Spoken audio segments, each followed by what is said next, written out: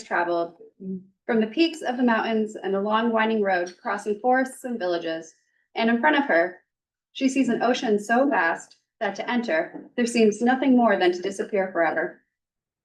But there is no other way. The river cannot go back. Nobody can go back. To go back is impossible in existence. The river needs to take the risk of entering the ocean, because only then will fear disappear. Because that's where the river will know it's not about disappearing into the ocean, but of becoming the ocean. In this poem, the river is afraid of losing its identity, afraid of disappearing into something vast and unknown. But when it finally flows forward, it discovers not an end, but a transformation. I think the image is a powerful metaphor for the transitions we face in our own lives. Some are large and inevitable, like the ultimate transition from life to death, but most are smaller moments. A new job, a move to a new place, taking on a leadership role, a painful goodbye, or simply trying something that pushes us outside of our comfort zone. In each case, we stand like that river, looking toward the unknown, fearing what we may lose. And yet, as Gilbran reminds us, only by flowing forward can the river fulfill its purpose. Only by risking change do we discover growth, renewal, and connection to something greater than ourselves. The invitation to keep moving, to trust what feels like an ending may instead be a transformation. So today, may we carry Gibran's wisdom with us, to face our fears with courage, to lean into the unknown, and to let the river of our life keep flowing forward. Thank you.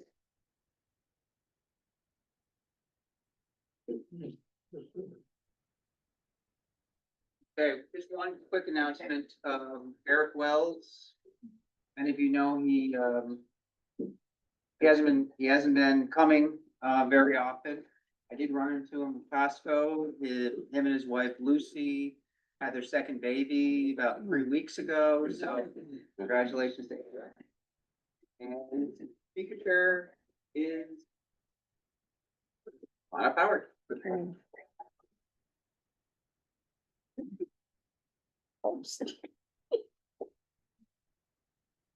It's a small issue. Yeah, it's a battery issue. And it's like, okay, so We're gonna have an interpret for you, Howard. Oh, yeah, with Howard.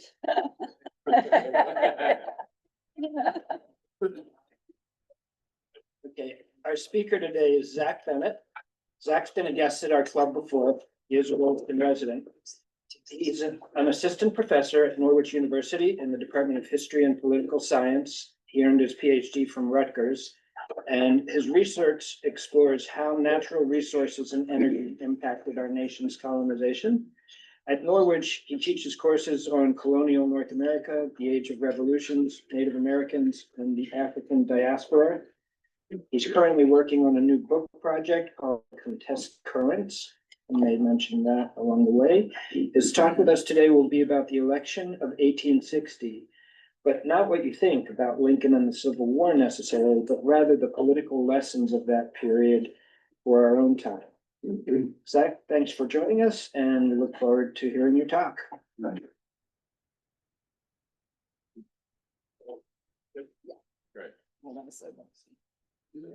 Many chaos is going on at a time. Yeah, thanks for having me. I really enjoyed the poem because my book it's Contested Currents, Rivers, and the Remaking of New England. And rather than a new project, I've been working on it for over 10 years, and I finished it, and it should be out a year from now through the University of Pennsylvania Press. And that's about the history of New England through looking at the region's rivers. I've been thinking about that for too many years, and I'm not talking about that today. Talking about the election of 1860, and just because, and I presented this earlier this summer, just because as a historian, like history is about context. I think generally in terms of putting yourself in different contexts, the past is a foreign country. I think it's very easy for people to want to look back into the past and be like, I would have been this person or that person. And the answer is like, all these people are weird. You don't want to be like any of them actually. We live in our own time, right? And I think it's just important to be aware of that. And the election of 1860, obviously, because it's Abraham Lincoln is elected and he kind of becomes a big deal, even though he wasn't before 1860. And then the Civil War happened, which is also a really big deal. That's what people focus on. But I think for American politics, it's super relevant because we have, whether you like it or not, since like Martin Van Buren, a two-party system, and that's how it's worked. And I think if you look through American history, like there's been moments where there's been party realignment. And I think right now we're actually in a period of realignment. I think many of you are old enough to remember for much of the 20th century, there was something called the liberal consensus that really existed from, FDR really through the early 20th century. That consensus has really gone away. And that's, I think, explains a lot of the kind of chaos in our politics. And there's going to be a reshuffling. And we're in that, like, whatever you think of our current president, like he's a one-time deal. Like he's not going to be around forever. And there's going to be a new realignment. And I think if for those who want to be successful, whatever your beliefs are, it's important to understand how the game works and how our Constitution is designed. And I kind of noticed that a lot of people are, speak emotionally, and that's great. But as I'll talk about, the framers of our Constitution like saw that coming, and we're really in tune to human nature and understanding kind of a little bit. This will be kind of somewhat of a review of middle school civics. Apologies for that, and then kind of go into the Civil War. But I think it's worth remembering because as a historian, I just feel like when people are talking about these things, they're unaware, or don't appreciate how the system is like actually designed. So if you want to succeed, right, it's good to understand the rules of the game. Anyway, so next slide, please. Okay. So yeah, the Constitution. The term I hear a lot is like, we are a democracy. Actually, we are not. We are definitely not a democracy. We are a republic, okay? Because if we look at the Constitution, I'm teaching the Revolution. It's the 250th anniversary of the Revolution. Ken Burns is coming out with a documentary on PBS next month, so watch out for that. That'll be really cool. But like, hey, we beat the British. That's awesome. Everything's good. No, it's not. Actually, every republic in history up until this point has failed, like spectacularly. So the kind of riddle for Americans is how are they going to not explode, right? And for 250 years, quite remarkably, we have not. But the thing is that the framers of our Constitution, and when they designed it, had a very poor view of human nature or of people generally. And so, like, here's a couple of choice quotes from James Madison. Again, if you're more interested in learning about the Constitution, perhaps you've heard of the Federalist Papers. It's kind of like the user's manual to the Constitution, which were a series of articles that the people who Federalists published to try to convince people to ratify the Constitution. Okay, so here's James Madison talking about people. There is a degree of depravity in mankind which requires a certain degree of circumspection and distrust. What is government itself but the greatest of all reflections on human nature? If men were angels, no government would be necessary. So, I mean, in general, it's this idea that people had at this time, this idea that we're going to be like Greek philosophers and we're going to educate everybody and we'll all be objective and sober and reasonable and come to the like very early Enlightenment, the most rational decision to all these things. And Madison's like, no, we're not. Like, we're going to elect stupid people and we're going to be very selfish. And that's because that's just human nature. This is the way it's always worked. And there was all these examples of history in that, going back to like ancient Greece, that he was trying to prevent. So when it was Federalist number 10, which is my favorite of them, common passion or interest will in almost every case be felt by a majority of the whole, and there is nothing to check the inducements to sacrifice the weaker party or an obnoxious individual. Hence it is that such democracies have ever been spectacles of turbulence and contention, have ever been incompatible with personal security or the rights of property, and have in general been as short in their lives as they have been violent in their deaths. A republic, by which I mean a government in which the scheme of representation takes place, opens a different prospect and promises the cure for which we are seeking. So what Madison's talking about is if we just have, again, if we're just a democracy and majority rule, well, that sounds good. Well, what about the people in the minority? If we alienate them too much, if we all like agree to take all the property from people in this table, it's like, well, sorry, you're the minority. Like, well, that they're probably not going to like that. And they're probably going to blow up the country if they can, right? So really, and again, a review of middle school civics is right. We have three branches of government, and there's this. I also see this kind of thing in both both political parties kind of use this to their own kind of rhetorical benefit, but like, the point is that the president and Congress and the judiciary are constantly going to be fighting each other and trying to expand their powers as much as they can. The point is that this kind of triangle prevents them from ultimately overwhelming the other. So the idea that like, oh, can you believe that President X is like doing more than, you know, what? Yes, I imagine that. Or Congress is exceeding its authority. Yeah, I can imagine that. The framers anticipated that because humans are selfish and power hungry and want that stuff. So the point is that the Constitution is actually working when all of those branches are like jostling with each other. And ironically, and again, it's worked for 250 years, that kind of creates calm.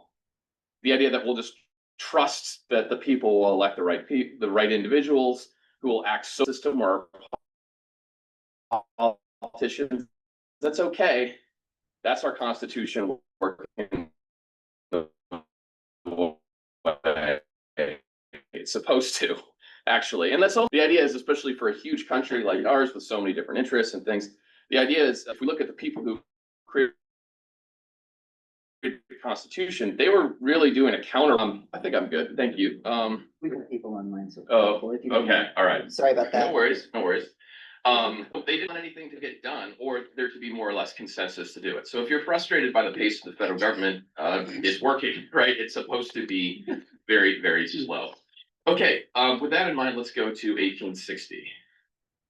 Okay, so we're at 1860 was also like a huge, I mean, our republic has for 250 years, pretty good in terms of it's the longest living constitution in the world.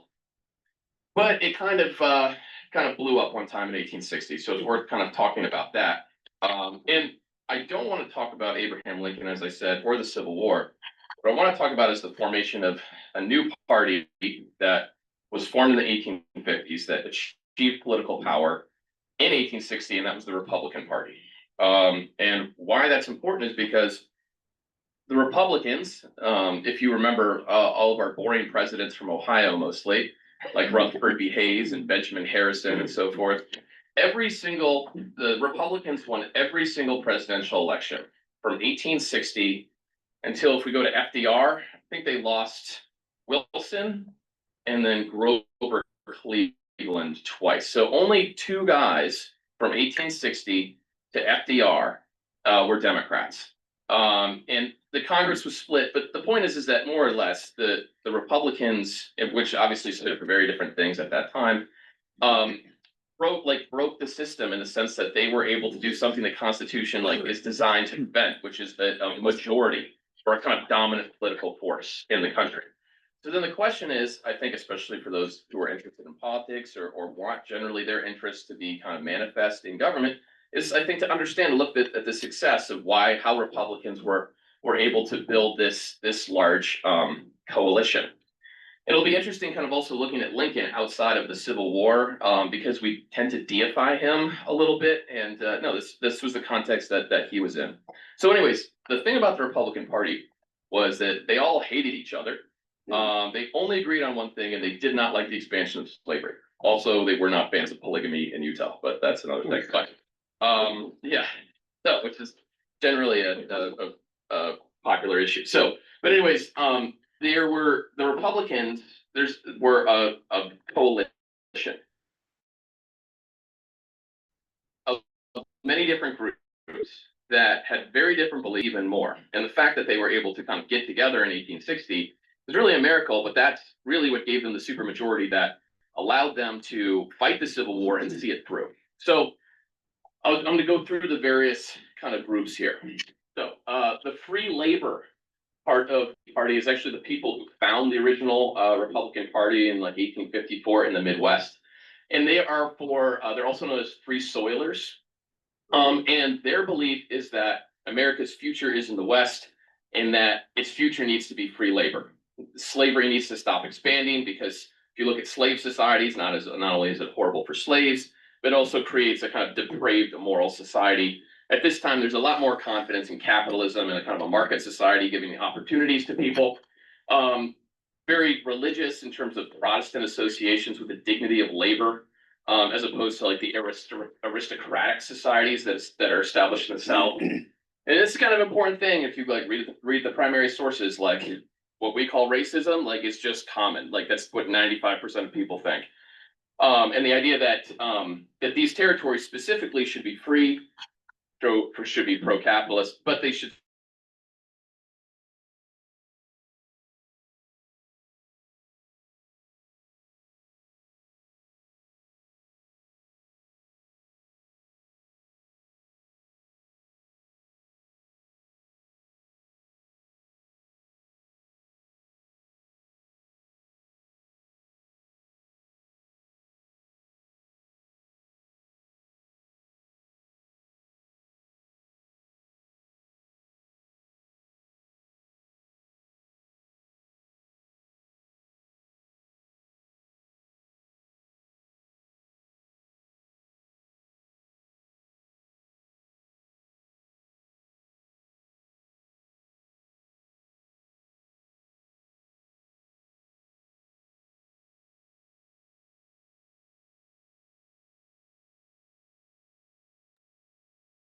I thought it was my internet. Are we still on the meeting?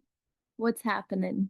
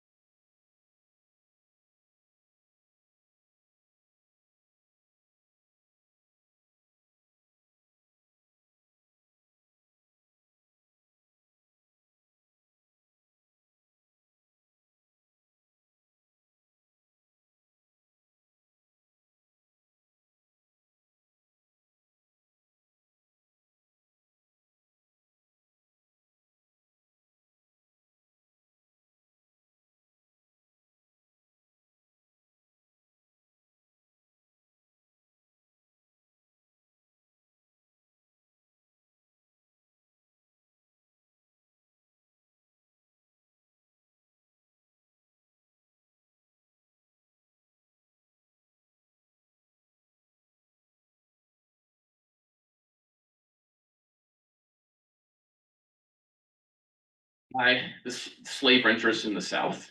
Many people in the North, like Gideon Wells, Secretary of Navy under Lincoln and an alumnus of Norwich University, they basically they felt that their interests were about economics and other issues were being put subservient to slave interests, which they always found noxious. And they were so upset by this, people in like Pennsylvania, Connecticut, where Gideon Wells is from, leave and join the new Republican Party. So I love this quote. I wish to see restored to the free states that influence, that equality, that control in the affairs of government, to which they are entitled. So it's this idea that these were people who were in the Democratic Party, who had felt that the Democratic Party at this period of time had been totally taken over by pro-slavery interests, and that their interests in northern states were not being heard. What's also interesting, again, this kind of big boat that Republicans are building, compared to the Whigs, who are like pro-government, pro-infrastructure, Democrats are very anti-government. They're pro-freedom, pro-individual kind of ambition or rights, and very anti-big government. So yes, I think that's all the groups. And I think if you can get to the next slide, Okay. that's great. But I mean, which kind of lists them out. So I'll ask this kind of question. Abraham Lincoln, which of these groups do you think he was in? Moderate? Moderate? Other folks? Conservative? Free soil. Free soil? Tea party. The Tea Party, that's right. But yeah, any reason why you say moderate? Because it seemed like that's how he won the election, by being able to appeal to a majority of people. And I think being a moderate, he could kind of have the talking points for the different groups that he was talking to without sounding like I am only for this and I am only for that. Yeah, I mean, you are correct. If you've seen the Spielberg movie Lincoln, which is based on Doris Kearns Goodwin's book, Team of Rivals, which is 500 pages too long in my opinion, but still has a lot of really good insights on Lincoln. Is that Lincoln? I mean, before all of this was a Whig. He served so he was a kind of pro-infrastructure, pro-government person, but was also a Westerner. He was from Illinois, frontier person. So he was very much connected to the free soil movement, and he was very much a moderate. And this is why he becomes president. He's actually one of the dark horse candidates, because during this period of time, we don't have the long drawn out primary. So we have to listen to the presidential election for 2.5 years. Too bad they missed out on that. But they would just kind of all go to a big barn and kind of sort it out in the span of a week. And the convention was in Chicago, which was Lincoln's home state. And politics during this time was pretty kind of sketchy. And actually what Lincoln supporters did is they printed all these fake tickets to the convention and got their supporters in. So when there wasn't a clear winner in the first ballot, they had a bunch of people like Lincoln, and they ultimately settled on him. And the reason why they settled on him was because he was a Westerner, and there was most of the interests and power were in the East, and they felt that the Westerner was kind of outside of that. They could all kind of agree on that, and also because they couldn't put a finger on him. They couldn't figure out where he was in these things, and people were, I think, rightfully correct in 1860 that Lincoln was unqualified and unprepared for the job. But the genius that Lincoln has is that he's someone who was able to, in this huge coalition of people that do not like, what do these people agree on? We don't like slavery, but even then we disagree on how to solve it. These people had nothing in common. But what Lincoln's genius was is that he was able to manage all of those people, herding cats, so to speak, to get things done. And the story of the Civil War is that the one thing about it is just mass death. Like the amount of people who died was totally unprecedented. More people die at like Battle of Shiloh in 1862 than all American wars combined. So psychologically, in that moment, Lincoln is able to unify people around this radical vision of destroying slavery, right? Which was something that was incomprehensible a couple years before. But Lincoln is assassinated, the Civil War ends, those issues kind of go by the wayside. But Republicans, this coalition they built in the 1850s that kind of triumphs in the 1860 election, they keep it together more or less. And allows them to have a kind of a super majority in the federal government. I mean, they didn't control all branches, but they dominated the federal government, including Vermont, right? Vermont, I think, was like the only state to vote against FDR, I think in like 1932 or something like that, right? Because they were able to have this big coalition. And as a historian, like why I bring this up is especially the moment that we're in right now, I feel like, especially as maybe a younger person, it's just, I think we live in an age of reaction. In terms of the technology that we have, like, do you not have, if you have a 30-second attention span, it's like, whoa, that's pretty good, right? And it's more of like, I see this, I react to it emotionally, you know what I mean? And we're bombarded with these things, and they kind of explains, I think, why so many people are hyped up. And whatever your beliefs are, I would just suggest that if you want to get things done in our politics, the way it's designed, other than it being a virtue probably, but it's like the way the system is designed is you have to work with people that you disagree with. You have to build coalitions with people that you may dislike in a lot of ways. And if that's something you don't want to do, again, that go ahead. But you're not going to achieve things politically in our country. That's the way it's designed. I think that's a good thing because if again, we all have beliefs and that's great. But if we're kind of motivated by our passions and beliefs, we're more likely to kind of move too fast or do things that are kind of just injudicious. But basically, our system is built on compromise, especially with people you don't want to compromise with. The Republicans, the Republican Party, which was a new party at that time, was successful, not because they really stood for something clearly, but they were able to have a big tent. And they were able to get enough people under that tent and make them feel welcome there, that they could achieve some pretty big things and hold on to political power for a very long time in this country. And I think that's just an important lesson for us today, because I feel like both parties are totally not aware of that. So yeah, so I think that's all I got for you. So I'm happy to answer some questions.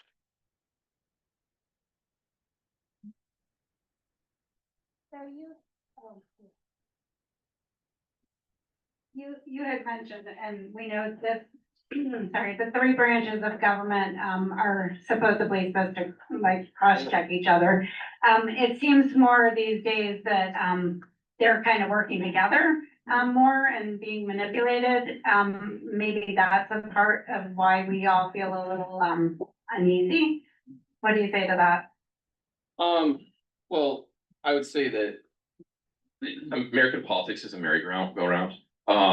And oftentimes I think it's very interesting how the different parties, whether they're people or not, switch places with their arguments and rationale. And I don't think that's by, I think that's not a coincidence.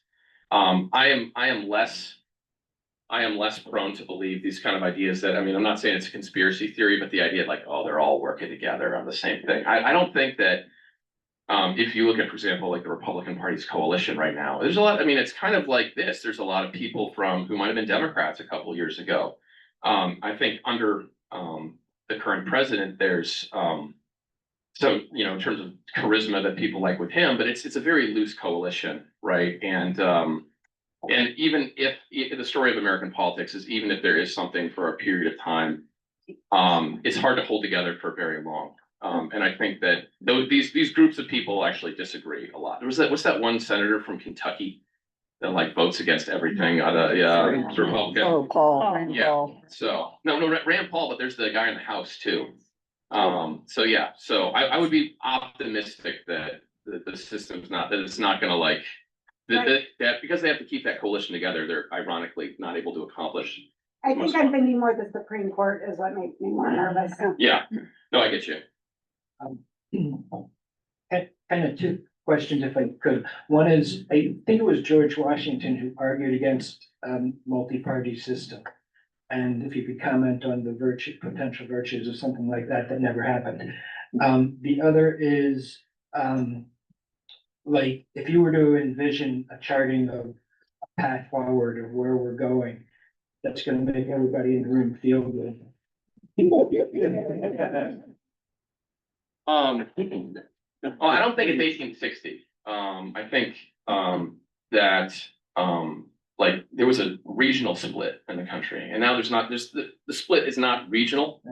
So I'm not worried about that. And if people think that they're like passionate about politics, then like, read some books about the 19th century. I mean, there's really not police forces. Again, Gangs of New York actually depicts this well. Like, if you want to be a local politician, you have to be, like, in most places, a good street fighter. Abraham Lincoln is a really good wrestler, for example, and people use that, like, our candidate will kick yours candidate's ass. Like, that legitimately, like, part of the Americans drink 3 times as much then as they do now. It's wonderful social effects. And you know, even after the Civil War, like, the rhetoric was like, you know, for Democrat or Republican, vote how you shot, like, in the Civil War. So this idea of like really impassioned rhetoric is nothing new. And I'd say actually, like, we're more like keyboard warriors. They would actually like fight over it. So, and I think the thing for me is that I think politics, and this is something the framers understood, this is the nature of politics. Like, if, like, Madison says, like, faction is like air to fire.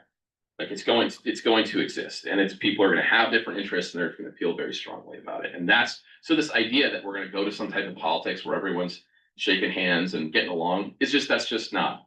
So it might hopefully give you some comfort that this is just the way it's always been in some ways. The other thing too, in terms of George Washington, that's an interesting conversation. So yeah, George Washington was the wealthiest man in the colonies. And a lot of the Federalists, like, the founders of the country, were, they had this idea like, we're the fathers of the people, and your job is to elect us because we're obviously more educated and better than you. And that argument didn't work for that long. The Democratic Republicans were the friends of the people.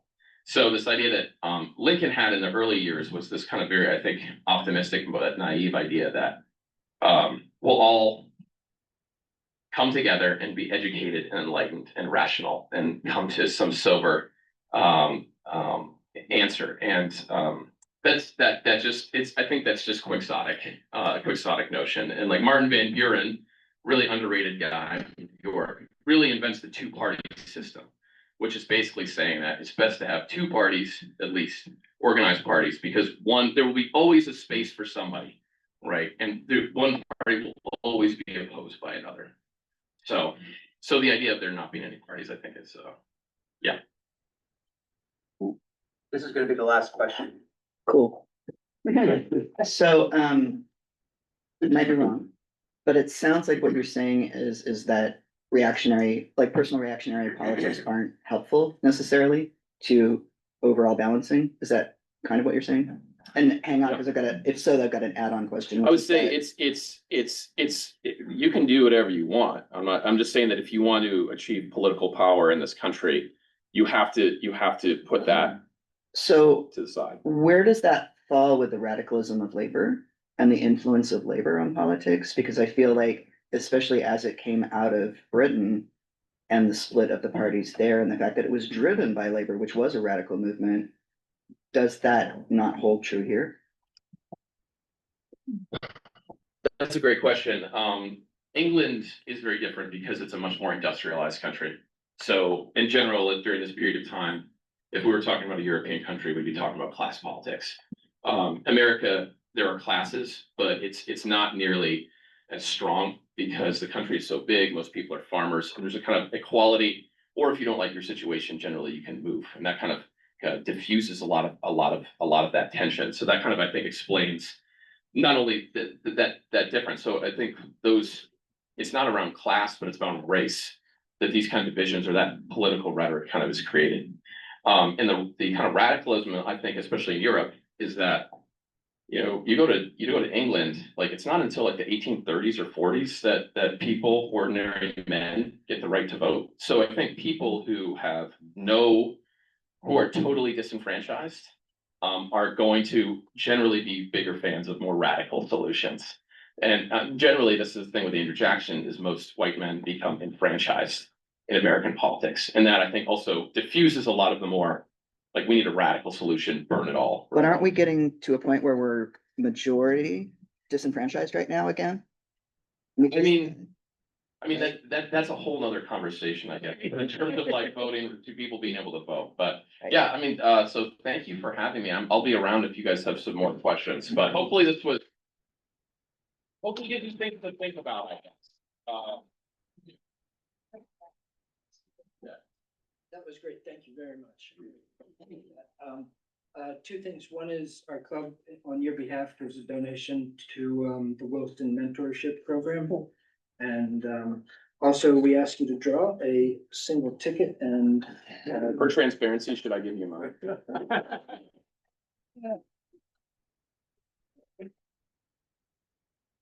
number here. 996. 997. I had 997. Oh my gosh. Bad, right?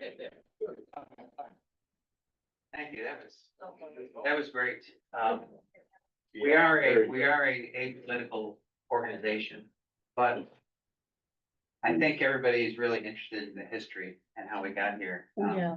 I'm not gonna ask the question because we could probably have you back. I think, we all should be students of history, but we're not.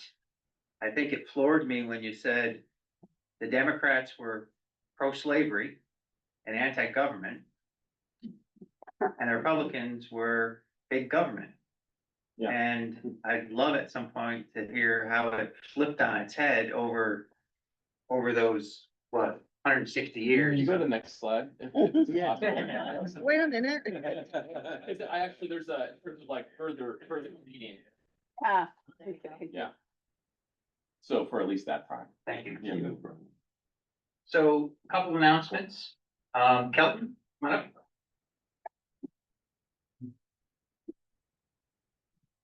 Awesome, thank you. So I work with a charity, at my job called Wheels for Warmth, so I just wanted to put it out there for everybody. We do a tire collection event in Williston, on October 23rd, 24th, and I'll send over the information. So we have DMV there, so all good tires, DMV will inspect them and we'll sell them down in Barry on a Saturday down at the Granite Museum. Then all bad tires, I think it's like $5 a tire. All disposal gets donated by Casella. And all the money goes to, for heating assistance for Vermonters. So there's collection events all around Vermont, so not just here. So we have one in Stowe, Lyndonville, Rutland, bunch of different places. I'll send over the poster where you can see. And then a lot of people come, the tire sales awesome. If you're looking for a cheap set of tires that sell life in them, they're all inspected by DMV. So I think it's like $20 or $30 a tire, depending on the size. People line up starting at like 4 a.m. for the tire sales that you really want to get there early. It's crazy. So you're kind of, two uses there. So you're recycling a lot of tires instead of throwing them out. So if you guys have an old car, you no longer have tires sitting in the garage. It's 2 to 6, the 23rd and the 24th. We do it every year in Williston at 220 Avenue B. At our facility at Casella. So I'll be running the event there this year. So stop by, say hello, drop off tires, donate some money. We have radios there live. They're talking about on the radio the whole time. What's the name of the event again? Wheels for Warmth. Thank you. Yep. So thank you. Thanks, Kelton. So, just two other announcements. One is next week, our district governor's gonna be here. And South Burlington's gonna be here. The Burlington Club. So they're bringing 22 people. But I will ask that if people can get here to help set up at like 6:45, it would be really helpful because we're obviously going to double the room. And there'll be 17 for breakfast. So what I've asked, I put it in the email. You don't have to do it.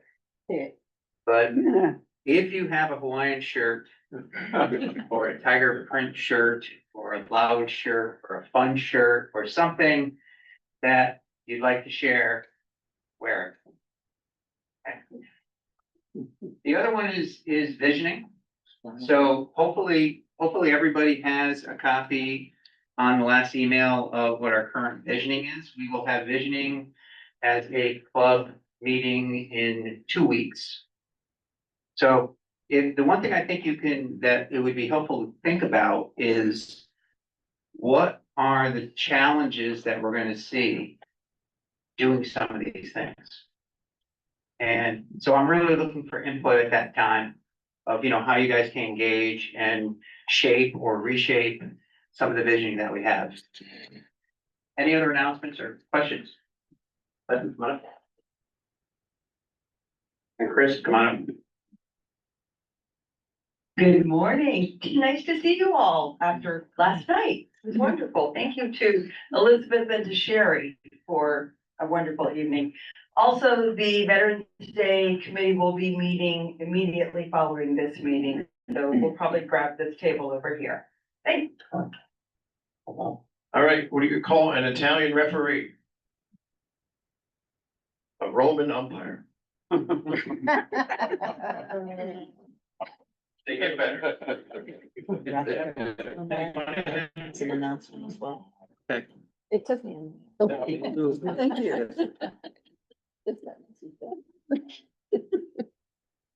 No excuse. I should give you more money because I won't for the next 2 weeks. I know you like the joke.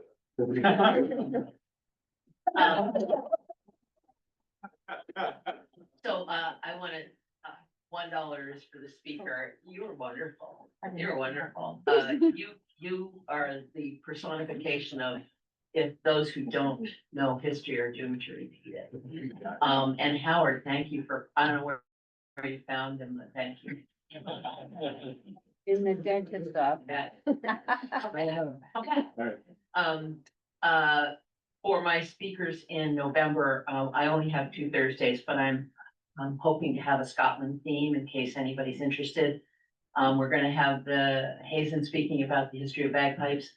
And I have a man who's a Gaelic speaker, Scots Gaelic speaker, and I hope he will be able to come. So, and of course, the rest of the money goes to tonight's game, which I'm now told doesn't start till 8 o'clock. I don't know if I can watch the whole thing. Yeah. $1 for our speaker. Zach, thank you so much. That was phenomenal. I have to say, sometimes I read our emails and, read who the speaker is gonna be, and I'm like, I'm not sure that one's gonna resonate with me, but that was phenomenal. Then I come and it's like, oh my God, I'm so glad I came. That was really, really interesting, and agree with whoever mentioned about the Republican Party and the Democrats flipping, like the whole big government thing. That was fascinating to me. So anyway, I'm not a history buff, but there's hope for me.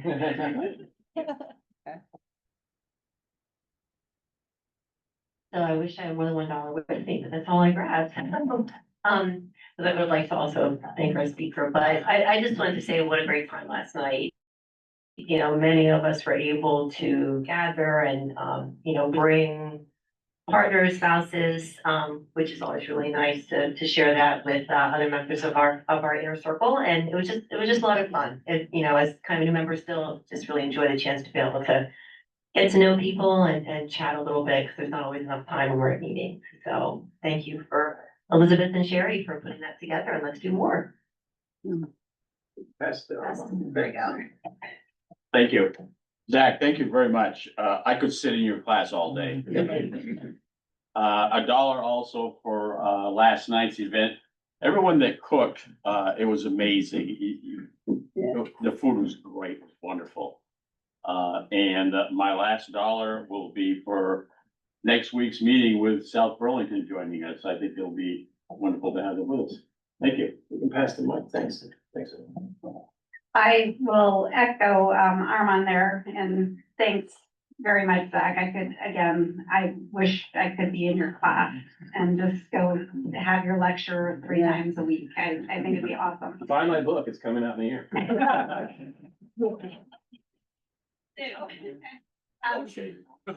Welcome again to Kelton, and hopefully after this week, he will be a member soon, which is exciting. And Kevin is here from the library, so welcome again. Is he still here? Oh, yeah, there you are down there. Buy your book. The library will like. Thank you. And I agree with Dave last night. It was just great having everyone together, and we should definitely think about having these get-togethers more often. Maybe creating an evening social event that counts as one of our meetings, but maybe once a month or something like that. So maybe we can start to think about that. I've got $3. I normally spread this around, but I'm gonna put all $3 in thanks to Zach. Very erudite, talk, and I think your students and, your dean are really lucky to have you there. Yeah. So thank you very much. Yeah, $1 for Zach. Thank you for coming and, helping us keep some perspective on what's going on. And, hopefully a lot of those students who you're teaching learn something from it so they can bring it forward. $1 for the Orioles trying to stick with it. But for the Commanders who, tried to play a good game. And $1 for, Yom Kippur. I'm going to atone for whatever sins I may have today. That's what Jesus They did. haven't happened yet. All right, what's the quietest sport? Bowling, because you can hear a pin drop. Sorry, these are the best. Thank you. $1 for Zach. Thanks again. That was really tremendous. $1 for my Bills, who are now 4-0. And then finally for tonight's game, it's been a great finish to the baseball season. I'm, like all of us, hoping my team prevails, but really it's been quite a spectacular finish. 8 o'clock though, really? Yeah. I was enjoying the 6 o'clock games. You passed over this. Thank you. After dinner. $1 for Zach, for your talk, which was very enlightening and interesting. And my husband and I are opening a bookstore early next year, so perhaps we can persuade you to come do a talk. Yeah, that'd be great. Thank you, Susan. I'm actually, Rufus Online and has, an announcement, so I was gonna go ahead and do that right now. Hold on a second, I'll pin you here. There you go, go ahead. Go ahead. Hey folks, I know it's been a minute. I'm happy, I'm glad to, I'm getting to see everyone this morning. I've been living in Johnson and I've been in touch with a few of the club members and I'm not really updated on what's going on. I'll be at the Burlington Farmers Market, raising money for Cultural Care Kids First Foundation. We'll be offering free kid activities while spreading the word of the au pair program. Cultural Care matches all of the donations and we'll be raffling a basket of local goods. So if you're in the area and you feel like saying hi and catching up and I haven't seen you in a while, come get some local goodies and yeah, Chris Stewart, don't find me, please. I apologize for not getting back to you. And Sherry, I look forward to planning another story slam. And those are my announcements. Good to see everyone.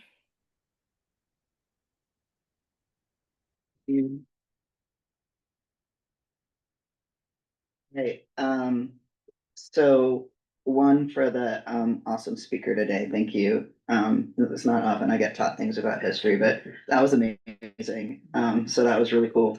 And I just wanted to say that my students, just interns who are working on a historical educational game project. And long story short, we're working in conjunction with Vermont Public.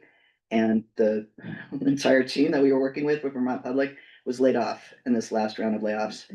And my students were obviously really unhappy and sad, but they voted to keep going on anyway. They were going to go ahead and make the project anyway.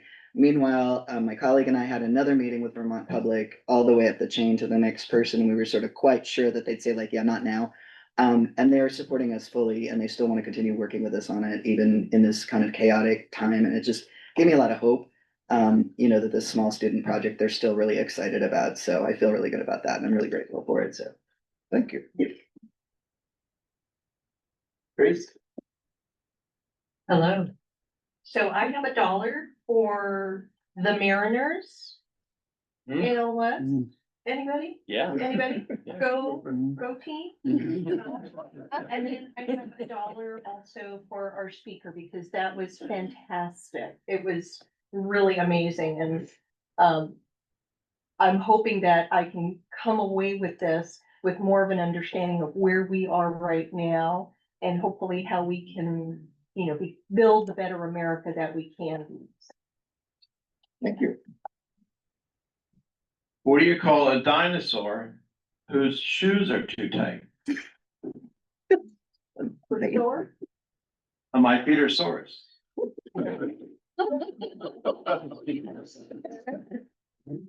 Kid approved jokes. Anybody else? Anybody online? Yeah. We're actually gonna finish on time.